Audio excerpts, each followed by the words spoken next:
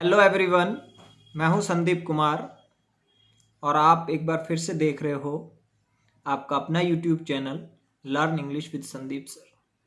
देखिए, पिछले काफ़ी दिनों से मैंने कोई वीडियो नहीं बनाया। आज मैंने सोचा मैं आप लोगों से कुछ गुफ्तगू कर ही लेता हूं। एक महत्वपूर्ण विषय है हमारे पास। उससे पहले मैं आप सभी से रिक्वेस्ट करता हूं कि चैनल को सब्सक्राइब कर लें। अगर आपको कंटेंट पसंद आता है तो आप कंटेंट को, वीडियो को लाइक ज़रूर करें। होता कुछ नहीं है, बस आपके सब्सक्रिप्शन से, आपकी शेयरिंग से, आपकी लाइकिंग से मोटिवेशन मिलता है आगे इसी तरह महत्वपूर्ण विषयों पर वीडियो बनाने का। तो हमारे पास आज का जो विषय है वो है कि क्या प्रक्रियाधीन जो भर्तियां हैं अब नहीं रुकेंगी। अब मैं अब का यूज़ कर रहा हूं, इसका मतलब ये हुआ कि कुछ ना कुछ घटित हुआ है। और मैं आपको बता दूं, आपने शायद आप इन्फॉर्म्ड भी हो गए होंगे कि 12 तारीख को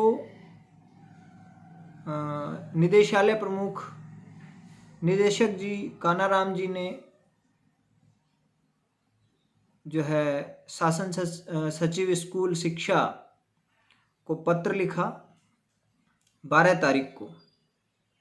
हालांकि ये जानकारी मेरे को बहुत पहले आपको दे देनी चाहिए थी।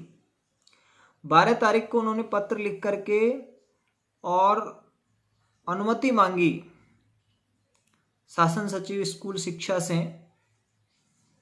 कि विभाग में जिन पदों पर प्रक्रियाधीन नियुक्ति प्रक्रिया चल रही है उसके अंतर्गत बहुतों के जिला आवंटित हो गए हैं, मंडल आवंटित हो गए हैं, पदस्थापन आदेश, और पदस्थापन आदेश के बाद में उनको कार्य ग्रहण कराना।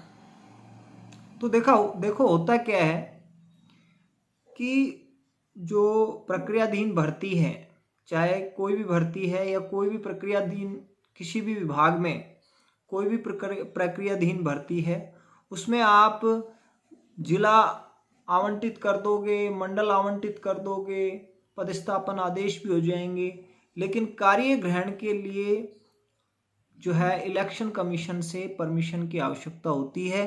क्योंकि आपको पता है कि 2 दिन पहले ही, यानी 12 अक्टूबर को ये पत्र लिखा था और 2 दिन पहले ही जो है प्रदेश भर में आदर्श आचार संहिता प्रभावी हो चुकी थी और इस वजह से कार्य ग्रहण कराने में उन्हें समस्या आ रही थी।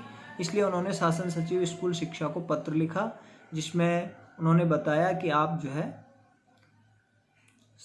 परमिशन लें इलेक्शन कमीशन की।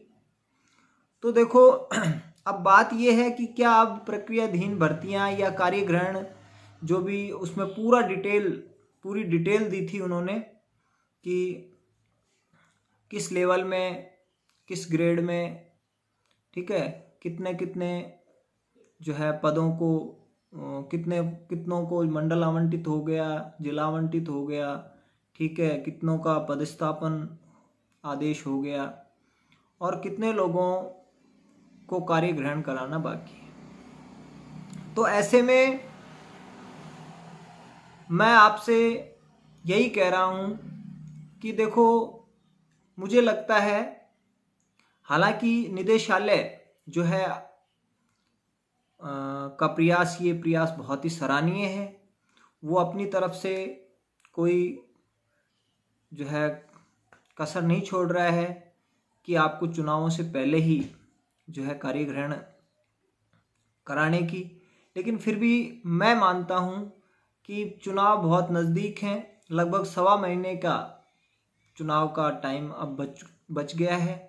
और ऐसे में देखो कार्य ग्रहण कराने में समस्या, हालांकि जो है इलेक्शन कमीशन का भी यही रवैया रहता है कि वो लगभग अनुमति दे ही देता है, लेकिन अब चूंकि एक तो आदर्श आचार संहिता कम समय पहले लगी, अमूमन ऐसा माना जाता है 2-2.5 महीने पहले ही लग जाती है, लेकिन ये पहले 1.5 महीने पहले लगी है और अब 1 महीना ही सवा महीना ही रह गया है अब।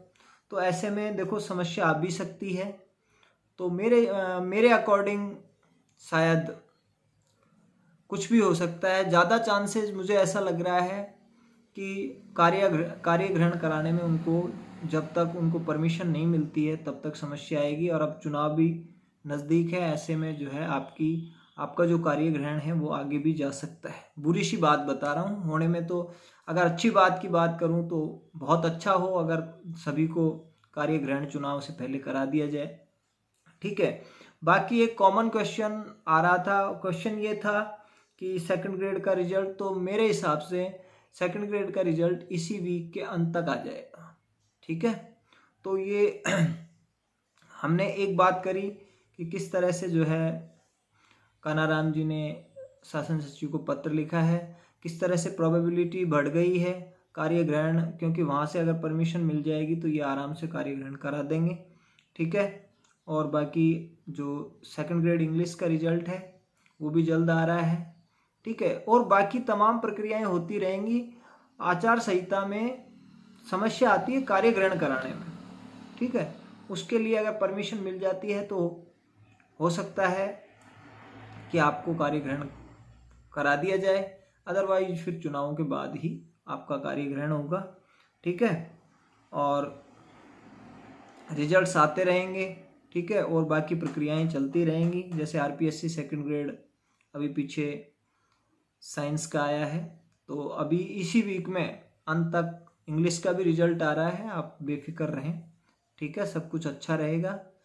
आपको एडवांस में जो है मेरी तरफ से बहुत बहुत बधाइयाँ हों कि आपका जो है फाइनल लिस्ट में भी सिलेक्शन हो।